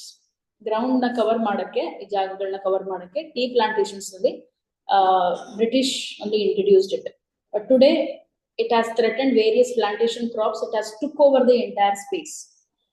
Why? Because it has a habit of climbing up the other plants to reach the canopy for better sunlight. So, and also they have something called as allelopathic potential. If you remember, some of you have told in class, allelopathy antandre eno? Allelopathy is a phenomenon wherein one plant inhibits the growth of the other plant. Right. So allelopathic potential produces biochemicals that inhibit seed germination and seedling growth of other plants. ಇದು ಏನು plant ಎಲ್ಲೆಲ್ಲಿ ಬೆಳೆಯುತ್ತೆ, ಬಳ್ಳಿ ಎಲ್ಲೆಲ್ಲಿ ಬೆಳೆಯುತ್ತೋ ಅಲ್ಲಿ ಬೇರೆ ಯಾವುದೇ ಒಂದು ಗಿಡನ ಬೆಳೆಯಕ್ಕೆ ಅದು ಆಸ್ಪದ ಮಾಡ್ಕೊಡಲ್ಲ. So it keeps on releasing chemicals inside the soil which will kill the other plants. This property is called as allelopathic potential. Okay, so this was in news. The place or the protected area which is in news is Bhadra Tiger Reserve, and this is an invasive alien species, Micania micrantha. Next, let's speak about ozone pollution. You know, ozone means O3, we say, right? O3. So ozone antand takshana namge ozone layer protects us from harmful rays anta ನಾವು ಓದ್ತೀವಿ. So here we are talking about ಏನಿದು ozone pollution ಅಂದ್ರೆ ಏನು? Ozone pollution, here we are talking about the ozone at the ground level, not the stratospheric ozone. The one which is in stratosphere, in the atmosphere, stratospheric ozone, that is protecting us from the harmful UV rays of the sun. But this ozone pollution, what we are talking, it is at the ground level. Now the news is regarding ozone pollution. We will see what is it. Ozone pollution hitting the growth of tropical forest, affecting carbon capture. Ozone ಜಾಸ್ತಿ ಆಗ್ತಿರೋದ್ರಿಂದ tropical forest ಅದರ ಬೆಳವಣಿಗೆಗೆ ತೊಂದರೆ ಆಗ್ತಾ ಇದೆ. Tropical forest ನಾವು ಕಳ್ಕೊಂಡ್ರೆ ಏನಾಗುತ್ತೆ? Carbon capture ಮಾಡಕ್ಕಾಗಲ್ಲ, ಕಾರ್ಬನ್ ಅಬ್ಸಾರ್ಬ್ ಮಾಡ್ಕೊಳಕ್ಕಾಗಲ್ಲ. It will lead to climate change again. So we will see what is it. So a new study published in Nature Geoscience finds that ground level ozone is significantly hindering the growth of tropical forest. And this issue results in an estimated 290 million tons of carbon dioxide remaining uncaptured each year. The ಜಾಸ್ತಿ ozone, ground level ozone ಅಥವಾ tropospheric ozone emit ಆಗ್ತಿರೋದ್ರಿಂದ ಏನಾಗ್ತದೆ? Plants are not able to capture carbon dioxide, which is leading to more disasters. ಈಗ we will think of it. See, we are trying to grow forest, ಅಲ್ಲಿ ಇಲ್ಲಿ ಎಲ್ಲ ಕಡೆ saplings ಎಲ್ಲ ಮಾಡಿ ಕಾಡನ್ನ ಚೆನ್ನಾಗಿ ಮಾಡ್ತಾ ಪ್ರಯತ್ನ ಪಡ್ತಾ ಇದ್ದೇವೆ. ಆದ್ರೂ ಯಾಕೆ ಕಾರ್ಬನ್ ಇದು ಗ್ಲೋಬಲ್ ವಾರ್ಮಿಂಗ್ ಕಮ್ಮಿ ಆಗ್ತಲ್ಲ ಅಂತ ನೋಡಿದಾಗ, this is one of the reasons, because ozone will not allow the trees to grow or thrive better, or maybe will reduce the capacity of the plants to absorb carbon. So it remains uncaptured and they end up in the atmosphere. So the finding underscores a major challenge to global climate change mitigation efforts. It's a major challenge. While stratospheric ozone, as I told you, protects Earth from harmful UV radiation, while ground level ozone has adverse effect on vegetation. Vegetation ಮೇಲೆ ಜಾಸ್ತಿ effect ಮಾಡುವಂತದ್ದು ಯಾವುದು? Tropospheric ozone. So we will see this in detail. What is the difference between tropospheric and stratospheric ozone first? Then I'll read the key point for it. So stratospheric ozone andre ಏನು? From Earth, at the distance of 60 kilometers, we have stratosphere, troposphere, stratosphere, right? Mesosphere. Then we have exosphere, ionosphere. So ishtu layer ide. Adralli second layer stratosphere layer ide, where we see these aeroplanes and all flying. In this region, we have UV, ozone layer. Ozone andre eno O3. That's all. O2 plus O gives you O3. Right. So the oxygen molecule reacting with one volatile free moving oxygen molecule, and which gives us O3. Idu stratosphere alladre namge UV rays na tadagatte. So it is naturally occurring, protects the earth from the sun's ultraviolet radiation. Tropospheric alladre adu hegagutte because of the chemical reaction on earth. One oxygen molecule ಇನ್ನೊಂದು volatile oxygen molecule ಗೆ react ಮಾಡಿದಾಗ O3 ಆಗುತ್ತೆ. It becomes a powerful greenhouse gas. It is one of the greenhouse gas. ಇದೊಂದು air pollutant ಹೌದು, wherein it harms human health, crop production and ecosystems. So today we are concerned about, when we say ozone pollution, it is tropospheric, not stratospheric. So we say this is good ozone, stratospheric is good ozone, and tropospheric is bad ozone. So let's look into the key points of ozone pollution.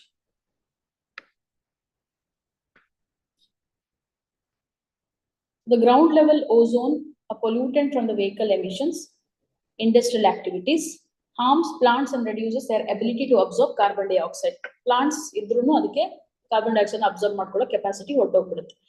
It has decreased tropical forest growth by 5.1% annually. The study used computer models to assess the impact of rising ozone levels on various tropical tree species. Ozone pollution is worsening due to urbanization, industrialization, and fossil fuel use. Continued increase in ozone levels could impede forest restoration efforts crucial for combating climate change. So questions can be like, why this ozone pollution is happening? Because of human activities.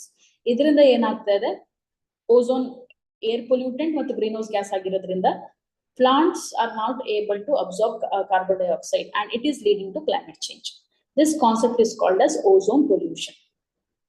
Okay, so ground level ozone ಯಾವ ರೀತಿ ಉಂಟಾಗುತ್ತೆ ಅಂತಂದ್ರೆ, this you have to keep in mind. Nitrous or nitrogen oxides or compounds of nitrogen reacts with volatile organic compounds VOC. ಅದು heat ಮತ್ತು sunlight presence ಅಲ್ಲಿ, sun ಮತ್ತು heat ಎರಡು presence ಅಲ್ಲಿ ಅದು ಎರಡು ಇದ್ದಾಗ ಏನಾಗುತ್ತೆ, ಈ volatile organic compounds ಅಥವಾ nitrogen oxides ಏನಾದ್ರೂ ಅಥವಾ basically oxides of nitrogen ಏನಿರುತ್ತೆ, ಇದೆರಡು ಯಾವ್ದ್ರ ಜೊತೆ ರಿಯಾಕ್ಟ್ ಮಾಡಿ ಹೀಟ್ ಮತ್ತು ಸನ್ಲೈಟ್ ಅಲ್ಲಿ ರಿಯಾಕ್ಟ್ ಮಾಡಿದಾಗ ಓಝೋನ್ ಫಾರ್ಮ್ ಆಗುತ್ತೆ ಗ್ರೌಂಡ್ ಲೆವೆಲ್ ಅಲ್ಲಿ. ಅದು when it ends up in the troposphere, in the atmosphere, it ends up as greenhouse gases. So ಈ ಎಲ್ಲಿಂದ ಉಂಟಾಗುತ್ತೆ ಈ NOx or VO? You can see nitrogen oxides from vehicles and industries, or maybe from paints and spray, ಬೇರೆ ಬೇರೆ ನಮ್ದು gasoline vapors, chemical solvents, ಇದರಿಂದ ozone ಅದರಿಂದ nitrogen oxides ಮತ್ತು ವಾಲಟೈಲ್ ಆರ್ಗ್ಯಾನಿಕ್ ಕಾಂಪೌಂಡ್ ಎಮಿಟ್ ಆಗುತ್ತೆ. ಇದೆರಡು ಗಾಳಿಯಲ್ಲಿ ಇದ್ದಾಗ ಏನಾಗುತ್ತೆ, ಇದು ಹೀಟ್ ಮತ್ತು ಸನ್ಲೈಟ್ ಜೊತೆ ರಿಯಾಕ್ಟ್ ಆಗಿ ಓಝೋನ್ ಫಾರ್ಮ್ ಆಗುತ್ತೆ. ಈ ಓಝೋನ್ ಬ್ಯಾಡ್ ಓಝೋನ್ ಅಂತ ಕರಿತೀವಿ. ಈ ಪೊಲ್ಯೂಷನ್ ನಾವು ಓಝೋನ್ ಪೊಲ್ಯೂಷನ್ ಅಂತ ಹೇಳ್ತೀವಿ. Hope it is clear, right? Yes. So we will move on to the next topic, tribes in news. Few tribes, I mean every class I think I mentioned there will be one tribes in news. So the name of the tribe is Pahadi Korwa anta hesaru. Pahadi Korwa tribes who is of Chhattisgarh tribes. So Pahadi Korwa tribes, what is the news regarding them?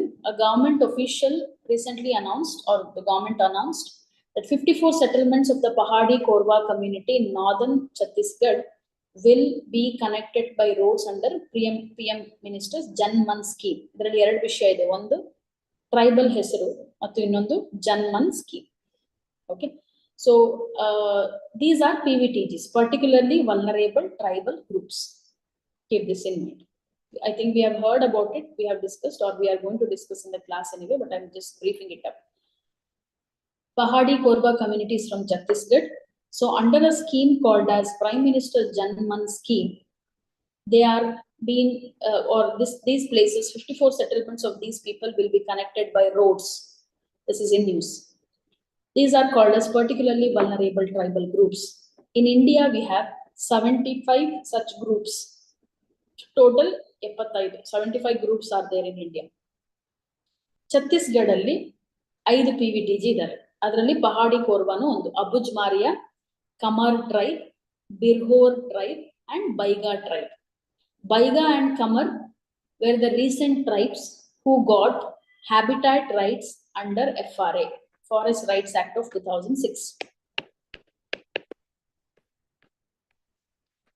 ಈ act ಕೆಳಗೆ ಈ Kamar tribes and Baiga tribe got the rights, ಅಂದ್ರೆ rights ಅಂತಂದ್ರೆ to be in the forest recently.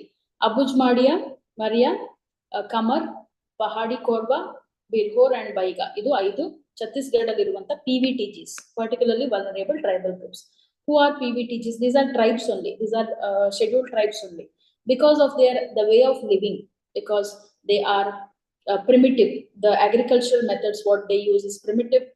Then they have zero literacy. They have zero contact. Usually they are isolated from the mainstream society, and they are they are not growing population, they are stagnant population or declining in numbers. The numbers are declining. Idella condition apply adre avarna ನಾವು PVTG ಅಂತ ಕರೀತೀವಿ.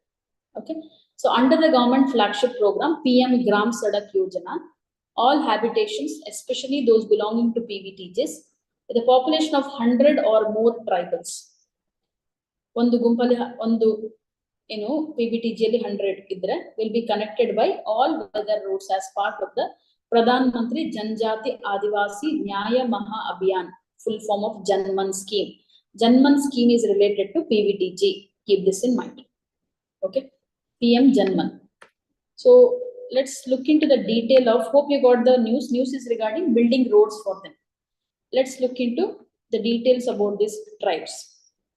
So these Korwa, Pahadi Korwa people are native to Chota Nagpur region of central India, primarily found in Korba and Jashpur districts of Chhattisgarh, Jharkhand and Uttar Pradesh. Language belongs to Munda branch. So Munda, Munda rebellion antala keltare. So Mundas yav riti ಮಾತಾಡ್ತಾರೆ ಅದೇ ರೀತಿಯಾದ ಭಾಷೆ ಮಾತಾಡ್ತಾರೆ ಇವರು. They also speak Sadri and Chhattisgarhi.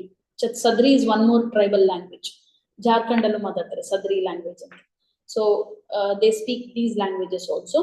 And they practice a farming called as Junga Kheti farming anta ಮಾಡ್ತಾರೆ.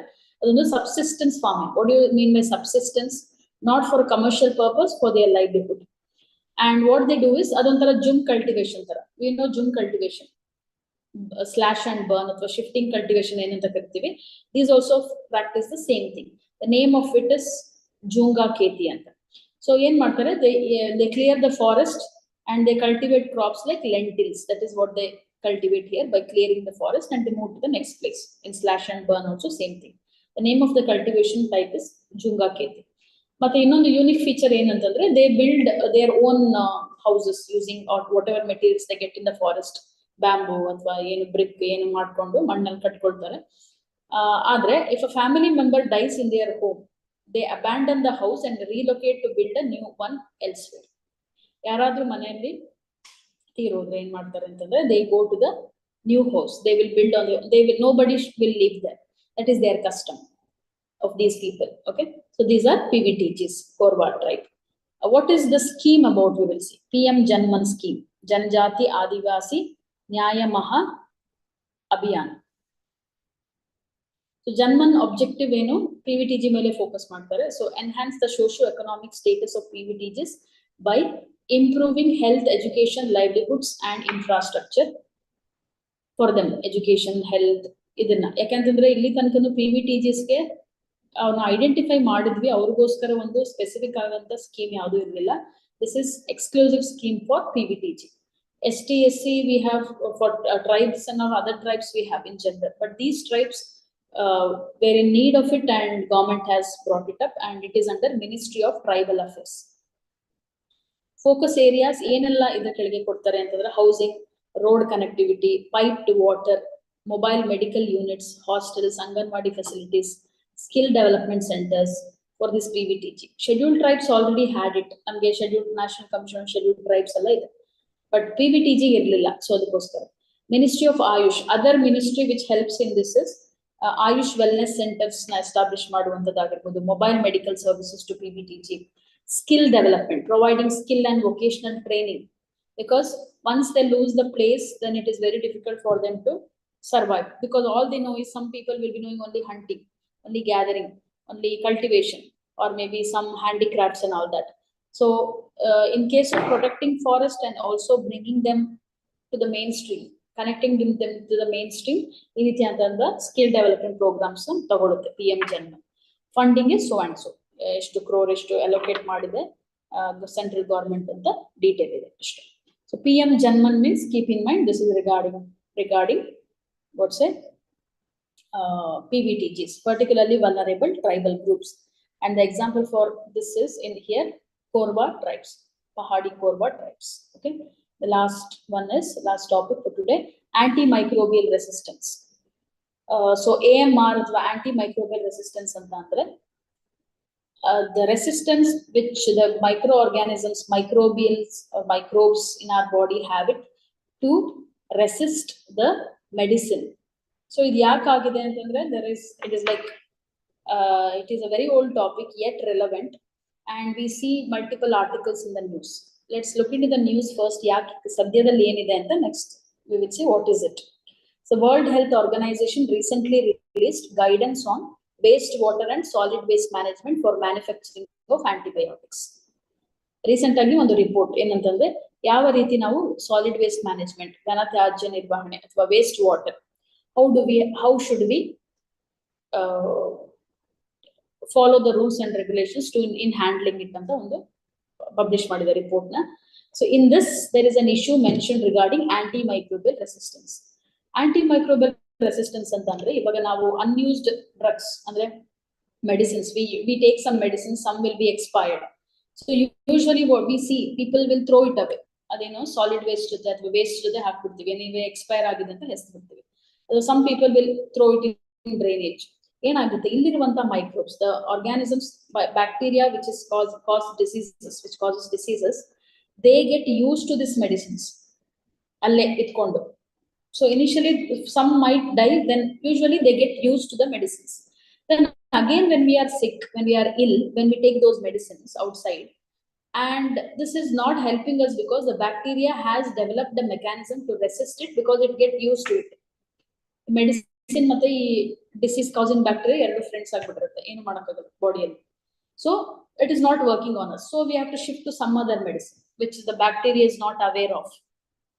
ಈ resistance ಗೆ ನಾವು antimicrobial resistance ಅಂತ ಕರಿತೀವಿ.